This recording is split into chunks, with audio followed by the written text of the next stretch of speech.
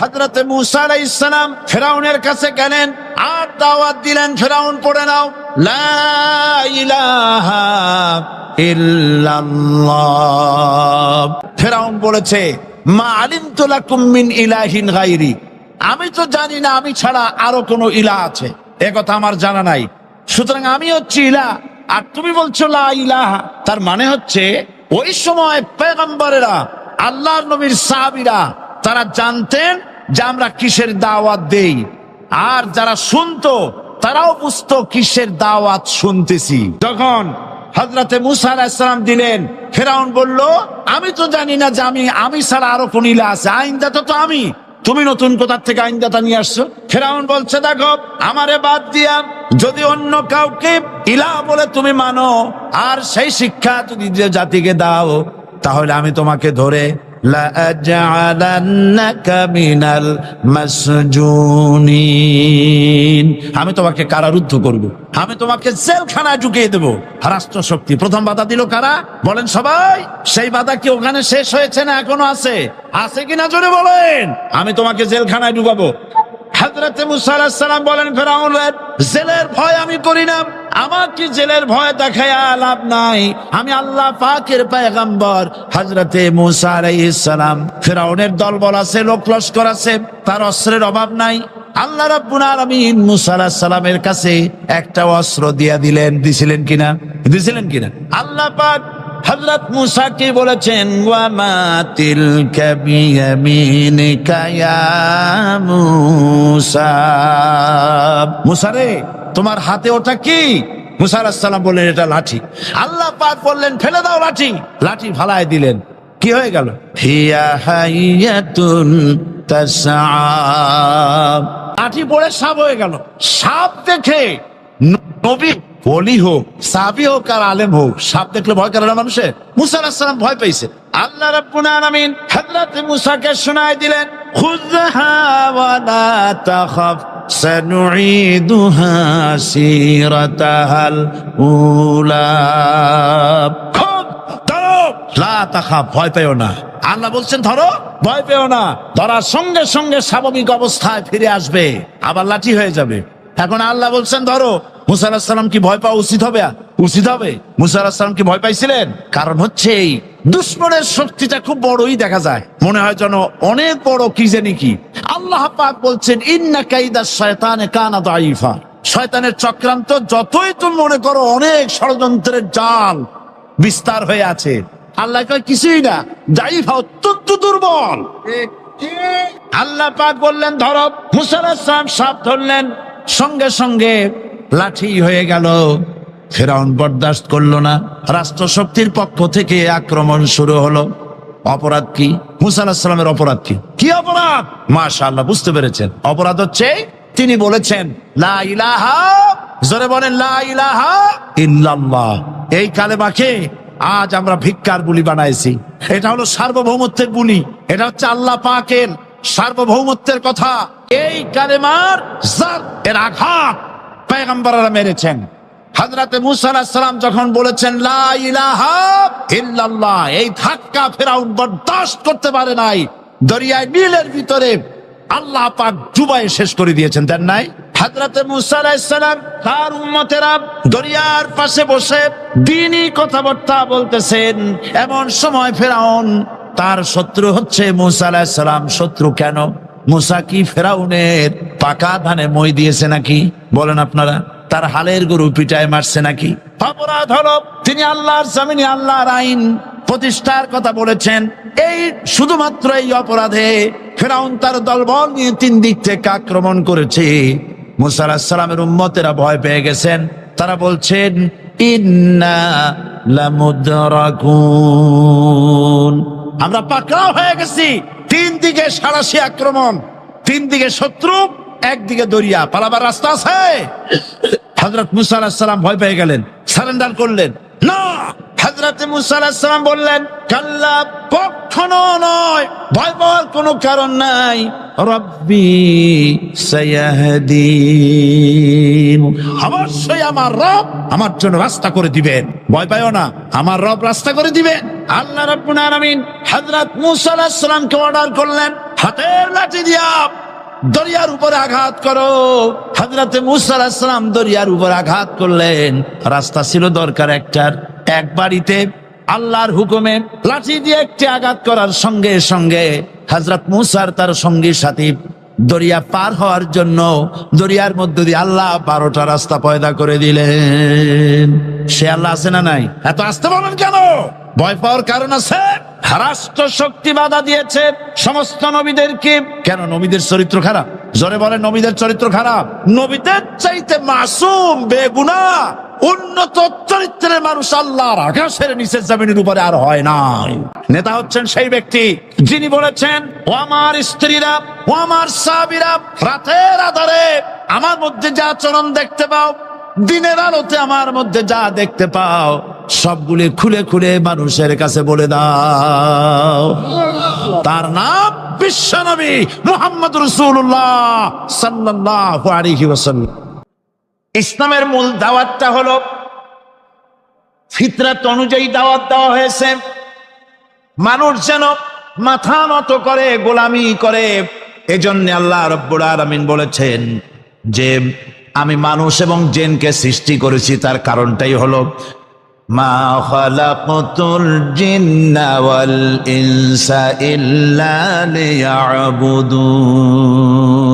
মানুষ আর জিন জাতিকে সৃষ্টি করা হয়েছে ইবাদতের জন্য, গোলামির জন্য। ইবাদত আর গোলামি এটাই করতে হবে। গোলামি করতে হবে, দাসত্ব করতে হবে। আর এই দাসত্ব, আল্লাহর আনুগত্যই গোলামির দাওয়াত দিয়েছেন দুনিয়ার সব নবীরা। কোন নবী বলেন নাই যে আমার গোলামি করো। কেউ বলেছেন? বলেন জোরে, কেউ বলেছেন? আল্লাহ পাক বলেন, ওয়ালাকাদ বা'আসনা ফি কুল্লি উম্মাতির রাসূলা আন ইবুদুল্লাহা ওয়াজতানিবুত তাগুত। প্রত্যেক জাতির জন্য আমি রাসূল প্রেরণ করেছি। তারা মানুষকে দাওয়াত দিয়েছেন এই কথা বলে যে এক আল্লাহর গোলামি করো, তিনি ছাড়া কোনো ইলাহ নাই, আইনদাতা নাই, বিধানদাতা নাই। তার গোলামি, তার সামনে মাথা নত করে দাও। নামাজ হচ্ছে তাওহীদের অবশ্যম্ভাবী এক বহির্প্রকাশ। তাওহীদের জন্য তাওহীদবাদী মানুষ যারা, তাদেরকে নামাজ আদায় করতেই হবে। আকীদা বিশ্বাসের দিক থেকে তাওহীদ যদি হয় পুরা দ্বীনের মূল উৎস, তাহলে আমলের দিক থেকে নামাজ হচ্ছে পুরা দ্বীনের মূল ভিত্তি। নামাজ হচ্ছে আমলের মূল ভিত্তি। এর বাস্তবায়ন ছাড়া দ্বীন পূর্ণ হয় না। নামাজ মুমিনের কেবলমাত্র একটি উত্তম আমলই নয়, বরং নামাজ হচ্ছে ইমানের মূল ভিত্তি। যার কাছে নামাজ নাই তার কাছে কিছুই নেই। রাসূল করিম সাল্লাল্লাহু আলাইহি ওয়াসাল্লাম বলেছেন যে নামাজ যে ব্যক্তি পড়ে না, আল্লাহ পাকের সাথে তার কোনো সম্পর্ক বাকি থাকে না। সুতরাং এই নামাজটা হচ্ছে এই যে একমাত্র একাগ্র চিত্তে আদবের সাথে আল্লাহর সামনে রুজু হয়ে যাওয়া। কোরআনে কারীম বলছে, মুনিবিনা ইলাইহি ওয়াত্তাকুহু ওয়া আকিমুস সালাতা ওয়া লা তাকুনু মিনাল মুশরিকিন। তোমরা আল্লাহ থেকে রুজু হয়ে যাও এবং তাকে ভয় করে অন্যায় কাজ থেকে বিরত থাকো, আর নামাজ কায়েম করো। মুশরিকদের অন্তর্ভুক্ত হয়ে যেও না। নামাজ কায়েম করা, নামাজের আদেশ কোরআনে কারীমের মধ্যে আল্লাহ পাক বহু জায়গায় করেছেন। ইমানের পর নামাজই হচ্ছে সবচেয়ে বড় জরুরি। একজন মানুষ ইমান আনলো, যেমন কালকে একজন ইমান এনেছে। ইমান আনার সাথে সাথে তার প্রথম কাজ কি বলুন? বলেন, প্রথম কাজ কি? ফজরের নামাজের আগে একজন ইসলাম কবুল করলেন, তার প্রথম দায়িত্ব নামাজকে আদায় করে দেওয়া, ফজরের নামাজ পড়া। জোহরের আগেই কেউ ইমান আনলো, তার প্রথম দায়িত্ব জোহরের নামাজ আদায় করা। আসরের নামাজের আগে ইমান এনেছে, তার প্রথম দায়িত্ব হলো আসরের নামাজ আদায় করা। তার মানে হলো ইমান আনার পর একজন ইমানদারের প্রথম দায়িত্ব হচ্ছে নামাজ। গুরুত্বপূর্ণ বিষয়, খুব ভালো করে শুনতে হবে, ইয়াদ রাখতে হবে প্রত্যেকটি মুসলমানের। এই নামাজ কি জিনিস, কেমনে আদায় করতে হবে, আদায় না করলে কি হবে, গুরুত্বপূর্ণ এই কথাগুলি প্রত্যেকের স্মরণ রাখতে হবে। কিয়ামতের দিন মানুষ যে জাহান্নামে যাবে, জাহান্নামের জন্য, জাহান্নামে যে সব কারণে যাবে, তার মধ্যে বড় কারণ কালকে বলেছিলাম, দেখি মনে আছে নাকি? বড় কারণ কয়টা? কয়টা? আলহামদুলিল্লাহ মনে আছে। আল্লাহ রাব্বুল আলামিন বলেন, ইয়াতাসাআলুনা আনিল মুজরিমিন, কিয়ামতের দিন অপরাধীদেরকে জিজ্ঞেস করা হবে, মা সালাকাকুম ফি সাকার, জাহান্নামে কেন আসছো? জবাবে তারা বলবে, ক্বালু লাম নাকু মিনাল মুসাল্লিন ওয়া লাম নাকু নুতঈমুল মিসকিন, নামাজ পড়ি নাই আর এতিম মিসকিনদের খেতে দেই নাই, এই কারণেই জাহান্নামে এসেছি। কল নাউযুবিল্লাহ। নামাজ যারা পড়বে না জাহান্নামে যেতে হবে। কোথায় যেতে হবে? আকীদাগত দিক থেকে ঈমান হলো তাওহীদের স্বীকৃতি, আর আমলের দিক থেকে নামাজ হচ্ছে তাওহীদের বহিঃপ্রকাশ। আপনি মুসলমান তা প্রমাণ হবে নামাজ দিয়ে। নামাজহীন ঈমানের দাবি মূল্যহীন। যার নামাজ নাই তার ঈমানের দাবি করার কোনো মূল্যই নেই। অনেক এরকম কথা বলে, হুজুর আমি মানুষটা নিতান্ত খারাপ না, যাই মনে করে, গ্রামে রাস্তা বানাইছি, ব্রিজ করে দিয়েছি, কালভার্ট করেছি, এতিম মিসকিনরে তাও মাঝে মধ্যে খাবার দেই, বিধবারে কাপড় চোপড় দেই, মানুষটা আমি নিতান্ত খারাপ না, তবে এই মাঝে মধ্যে একটু নামাজ পড়ি না, তাতে কি আমার ঈমান নষ্ট হয়েছে? আমি বলি, ভাই ঈমানই তো নাই, নষ্ট হবে কি? ঈমান থাকলে না নষ্ট হবে? ঈমান নাই। সুতরাং একজন মুসলমান যদি নামাজ না পড়ে, নিজেকে মুসলমান বলে দাবি করার কোনো হক তার নাই, দাবি করার অধিকার নাই। নামাজ হচ্ছে জিন্দেগি, নামাজটাই মূলত জিন্দেগি। নামাজটা কি? জিন্দেগি। আল্লাহ রাব্বুল আলামিন শেখাচ্ছেন, কুল ইন্না সালাতি ওয়া নুসুকি ওয়া মাহইয়ায়া ওয়া মামাতি লিল্লাহি রাব্বিল আলামিন। মুহাব্বতের সাথে সবাই পড়েন, কুল ইন্না সালাতি ওয়া নুসুকি ওয়া মাহইয়ায়া ওয়া মামাতি লিল্লাহি রাব্বিল আলামিন।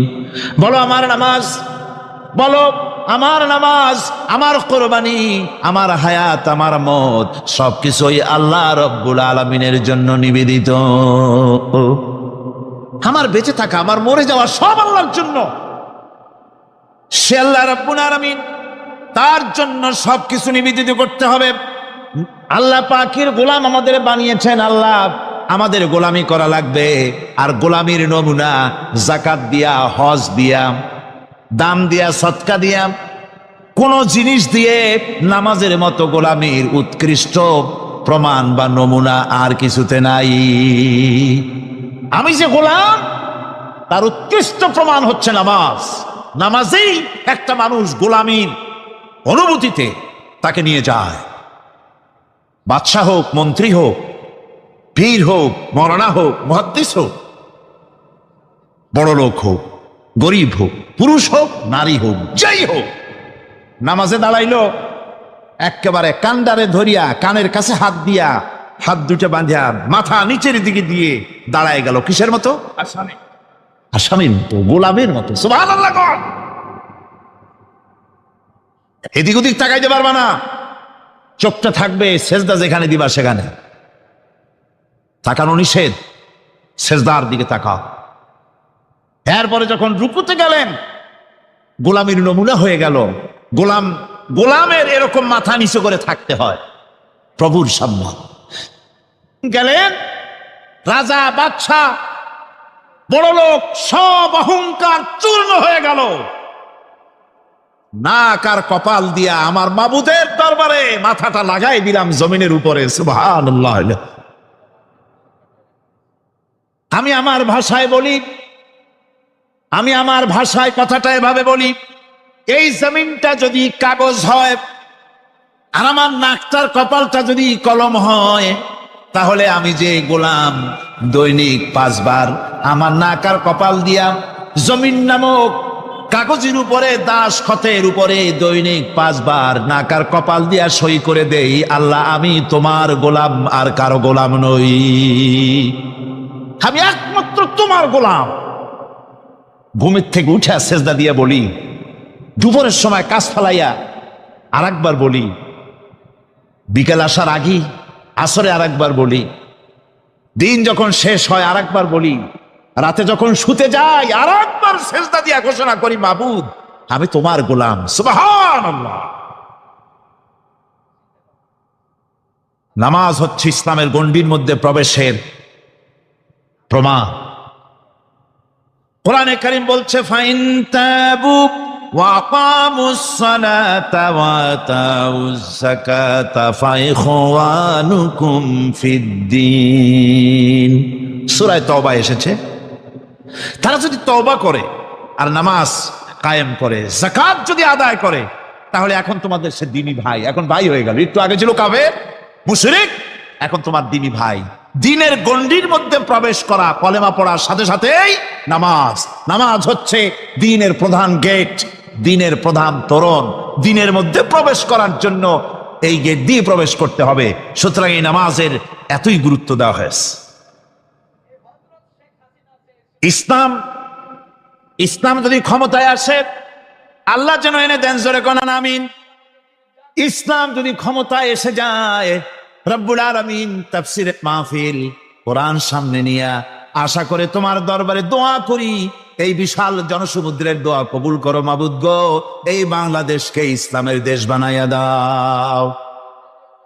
দেশটা যদি ইসলামের হয়ে যায়, আইন যদি আল্লাহর হয়, শাসন যদি সৎ লোকেরা করে, রব্বুল আলামিন কোরআন শরীফে বলেন, তাহলে তারা 4টা কাজ করবে। আল্লাযীনা ইম্মাক্কান্নাহুম ফিল আরদ আকামুস সালাতা ওয়া আতাউজ যাকাত ওয়া আমারু বিল মা'রুফি ওয়া নাহাউ আনিল মুনকার।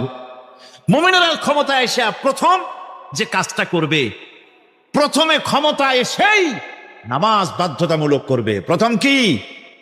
ওয়াজ নসিহতে অনুরোধ করা হবে না, বাবাজিরা আল্লাহর রাস্তায় নামাজটা পড়ে না। রেডিও এবং টেলিভিশনের মাধ্যমে রাষ্ট্রপ্রধান অর্ডার করে দিবেন, আজ থেকে বাংলাদেশের 12 কোটি তাওহীদি জনতা, নারী পুরুষ যারা আকেল বালিগ, সকলের জন্য নামাজ বাধ্যতামূলক, নামাজ পড়তেই হবে। এটা অর্ডার।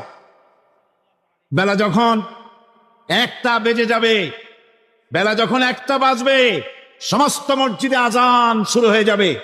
আজানের সাথে সাথে অফিস, আদালত, কল কারখানা, ক্ষেত খামার, শিক্ষাঙ্গন সব ডেডলক হয়ে যাবে। আধা ঘন্টার জন্য বন্ধ হয়ে যাবে। যারা মুসলমান অফিসে, কলেজে, ইউনিভার্সিটিতে, সর্বত্র তারা নামাজের জন্য প্রস্তুতি নেবেন। আধা ঘন্টার ভিতরে নামাজ আর খানা সেরে আবার কলেজ চলবে, বিশ্ববিদ্যালয় চলবে, কল চলবে, কারখানা চলবে, ক্যান্টনমেন্ট চলবে, সেক্রেটারিয়েট চলবে, সব আপন গতিতে চলতে থাকবে। আল্লাহর রহমত, বরকত আকাশ থেকে নাজিল হয়ে যাবে। আর এই অর্ডার যে দেওয়া হবে, নামাজ পড়বেন সেখানে। থানায় যখন আজান হবে, থানায় আজান হয়ে গেছে, থানার স্টাফ, পুলিশ যারা আছে জামাতে খাড়া হয়ে যাবে, ইমামতি করবেন ওসি সাহেব। এসপির অফিসে এসপি সাহেব ইমামতি করবেন, ডিসি সাহেব তার অফিসে ইমামতি করবেন, মন্ত্রী সেক্রেটারিয়েট ইমামতি করবেন, প্রেসিডেন্ট বঙ্গভবনে ইমামতি করবেন, বিশ্ববিদ্যালয়ের ভাইস চ্যান্সেলরের ইমামতিতে সে জায়গার মুসলমান ছাত্র ছাত্রী, শিক্ষক শিক্ষয়িত্রী এক জামাতে নামাজ আদায় করবে। এই যদি হয় চিত্র দেশের, অপরাধ থাকবে। থানায় ওসি সাহেব নিজেই যদি জামাতের ইমামতি করেন, এইভাবে নামাজ আদায় করেন পুলিশদের নিয়ে জামাতে, ঘুষ আর খাবে তারা? এসপি সাহেবের অফিসে, ডিসি সাহেবের অফিসে মন্ত্রীরা যদি এভাবে নামাজ কায়েম করে, তাহলে কি অন্যায় অপরাধ কিছু থাকবে সমাজে? থাকবে না। সুতরাং নামাজ বাধ্যতামূলক করে দেওয়া হবে। নামাজ বাধ্যতামূলক, সকলকে নামাজ পড়তে হবে। নামাজ হচ্ছে অপকর্মের প্রতিবন্ধক। নামাজ পড়লে অন্যায় কাজ থেকে বাঁচার পর, অন্যায় থেকে বাঁচাই কিসে? নামাজ। আল্লাহ রাব্বুল আলামিন বলেন, উতলু মা উহিয়া ইলাইকা মিনাল কিতাবি ওয়া আকিমিস সালাম ইন্নাস সালাতা তানহা আনিল ফাহশাই ওয়াল মুনকার। হে নবী, এই কিতাব তেলাওয়াত করো যা তোমার প্রতি অবতীর্ণ করা হয়েছে, এই কিতাব তেলাওয়াত করো আর নামাজকে প্রতিষ্ঠা করো। নিঃসন্দেহে নামাজ মানুষকে পাপাচার থেকে বাঁচায়া দেয়। অশ্লীলতা, পাপাচার থেকে মানুষকে বাঁচায় কে? জোরে চিল্লায় কোন কে? নামাজ। এই নামাজ মানুষকে অন্যায় কাজ থেকে বাঁচায় দেয়।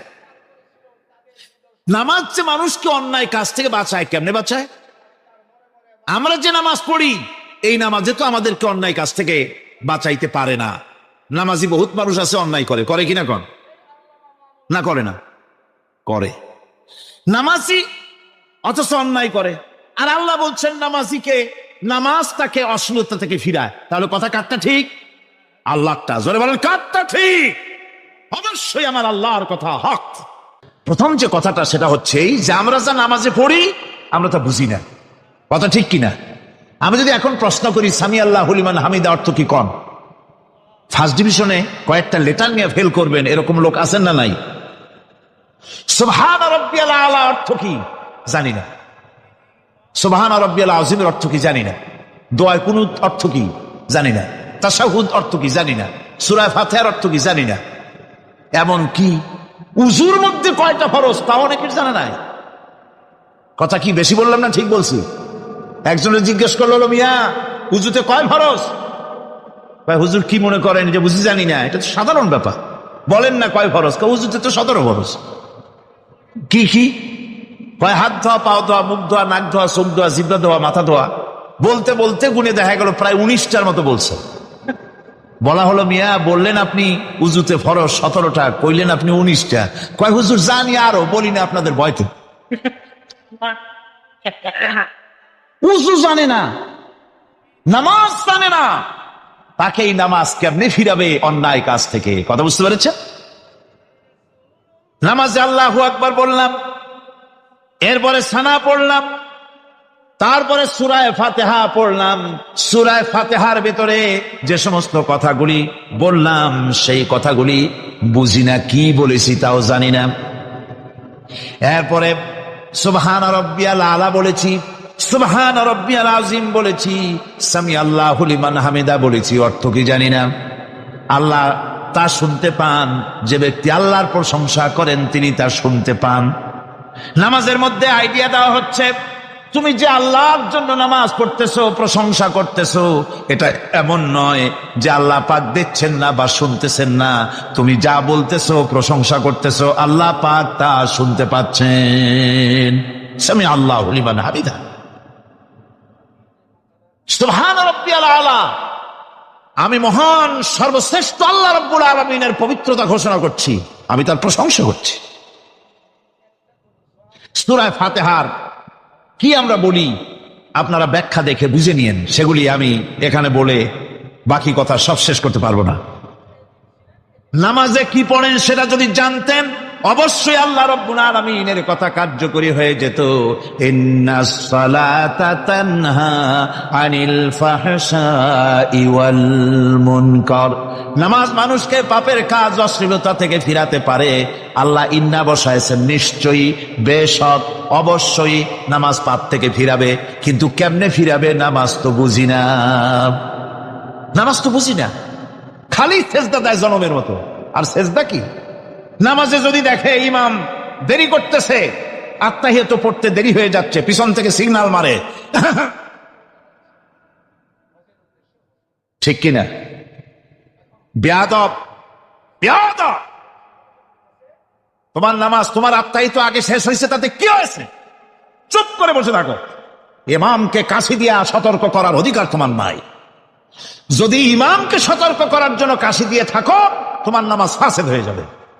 এটা ফাজদামি করার জায়গা না, এটা নামাজ। এর নাম কি?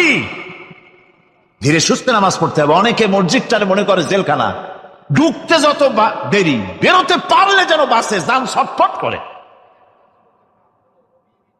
সিনেমার মধ্যে গিয়ে ঘন্টার পর ঘন্টা বসে থাকে, খারাপ লাগে না? মসজিদে কেরাত যদি একটু লম্বা পড়ে, পিছনে বসে খালি কি যে করে, মনে মনে বলতে থাকে যে ইমাম এমন কাঁচা ছাড়া ছাড়ি না। আর গান যখন শোনে শুনতেই থাকে, কত মজা, ঘুম আসে না। নওয়াজুবিল্লাহ কর। সুতরাং নামাজে কি পড়েন সেটা আপনাকে বুঝতে হবে। সঠিকভাবে নামাজ পড়ার পরও যদি কোনো মানুষের সঠিকভাবে, ভালো করে শোনেন, সঠিকভাবে নামাজ পড়ার পরেও যদি কোনো মানুষ পাপের থেকে না ফেরে, তাহলে বুঝতে হবে একথা, পানি আর সাবান দিয়া কাপড় ধুলে কাপড়ের ময়লা যাবে, কিন্তু পানি আর সাবান দিয়া কয়লা জনমের মতো ধুইলেও কয়লার ময়লা যাবে না। কথা বুঝে আসছে? এর থেকে আর উত্তম দৃষ্টান্ত আমার কাছে নাই। নামাজ পড়ার পরেও যদি চরিত্র ভালো না হয়, বুঝতে হবে নামাজ হচ্ছে না, কাঙ্ক্ষিত মানের নামাজ আদায় হচ্ছে না।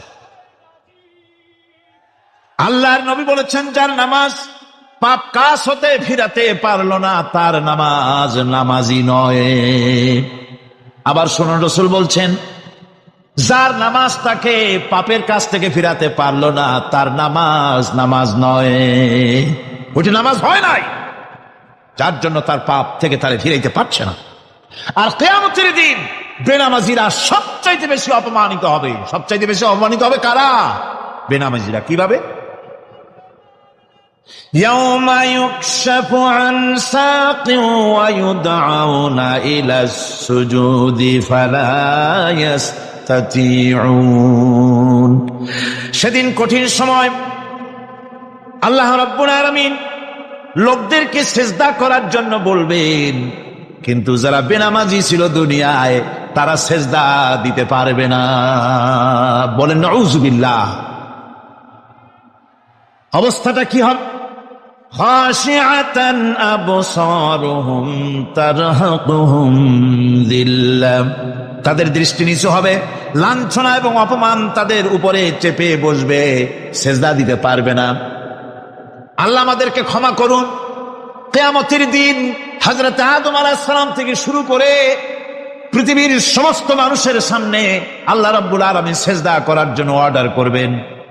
যারা নাকি বেনামাজি, ওরা আল্লাহর দরবারে সেদিন সিজদা দিতে পারবে না, লাঞ্ছিত, অপমানিত হবে।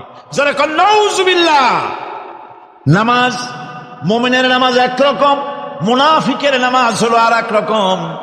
মুনাফিকরাও নামাজ পড়ে, পড়ে কিনা কন? মুনাফিকেরাও নামাজ পড়ে।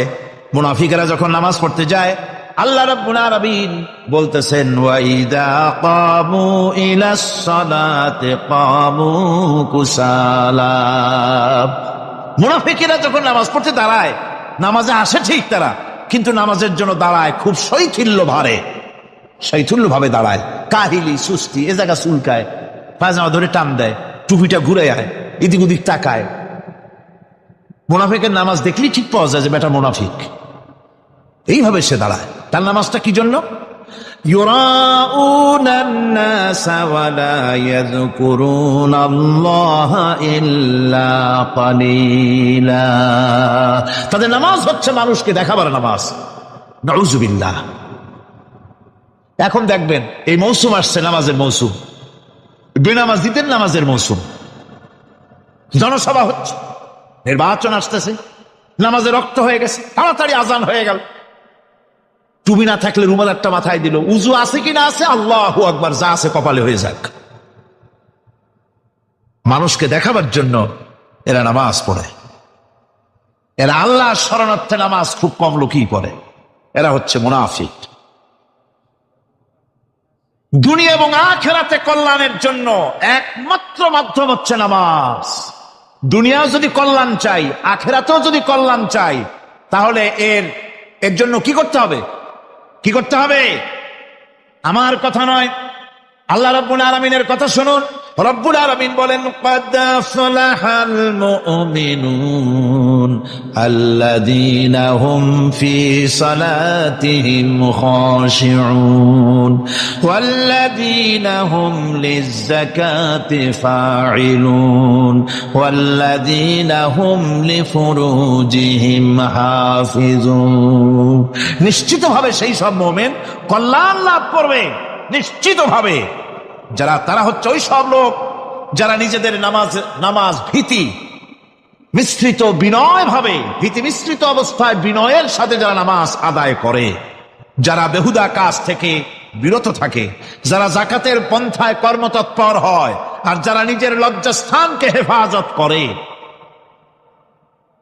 এরপরে আল্লাহ পাক বলেন ওয়াল্লাযীনা হুম লিআমানাতিহিম ওয়া আহদিহিম রাউন ওয়াল্লাযীনা আলা সালাওয়াতিহিম ইউহাফিজুন ওয়াল্লাযীনা আলা সালাতিহিম হাফিজুন।